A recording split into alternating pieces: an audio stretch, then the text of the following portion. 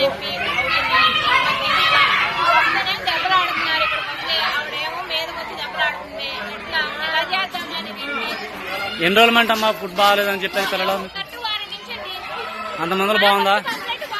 పిల్లలు చెప్పి మీరు అధికారులకు ఎవరికైనా కంప్లైంట్ పెట్టారా? మరి ఏమన్నారు? ఎవరేం పట్టించుకుంటలేదు.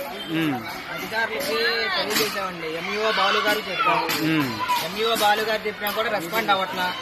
ఎంఆర్ఓ గారికి చెప్పాము. ఎంఆర్ఓ గారు వచ్చేసి 2-3 సార్లు వచ్చారు, చెక్ చేసుకున్నారు. చెక్ చేసినా సరే ఇమీడియట్ గా మార్చండి అన్నారు.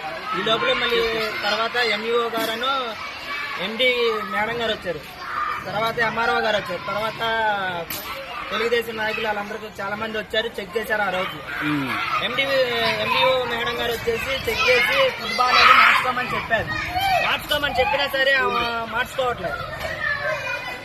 నిన్న జరిగింది చెప్పండి నా మీద. నిన్నేమో సిఐటి సుధాకర్ గారు వచ్చారు, ఎంక్వైరీ చేశారన్న. సిఐటి సుధాకర్ గారు వచ్చారు, ఎంక్వైరీ చేసుకున్నారు. ఎంక్వైరీ చేసి పిల్లలతో పాటు ఫుడ్ తిన్నారు. బాగలేదమ్మా కొద్దిగా మార్చుకోమని చెప్పారు. ఆమెకి మార్చుకోమని చెప్తే వాళ్ళ హస్బెండ్ గారు డ్రింక్ చేసి వచ్చి హెడ్ మాస్టర్ గారి మీదకి తిరగబడటం, బూతులు తిట్టడం అలా జరిగిందండి. మరి ఇది ఎంత జరుగుతున్నా గానీ మీరు అధికారులు కంప్లైంట్ ఇచ్చారు, పట్టించుకోలేదు.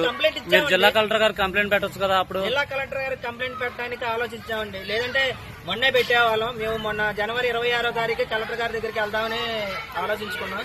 తర్వాత ఇక్కడ ఉన్నారు కాబట్టి ఎంఆర్ఓ గారికి, ఎంఈఓ గారికి, ఎండిఓ గారికి తెలియజేసు వాళ్ళు ఏం రెస్పాండ్ అవ్వలేదు.